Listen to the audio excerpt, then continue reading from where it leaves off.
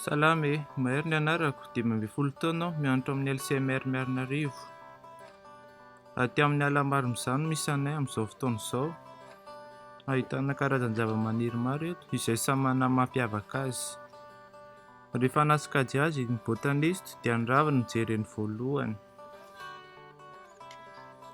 Misy karazany roa ny ravin'ireo hazo lehibe tato anaty ala: ny feuille simple, ny feuille composée.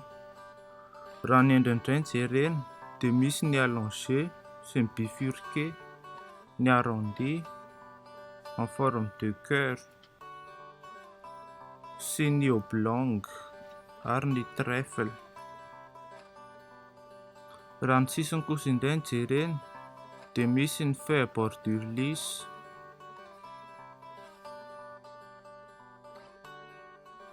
poilu, épineux ary ny crénulé. Eo ihany koa ny type de nervation izay samy manana fomba firafiny. Misy ny nervation nette sy ny nervation non nette. Misy ihany koa ny manala-tex.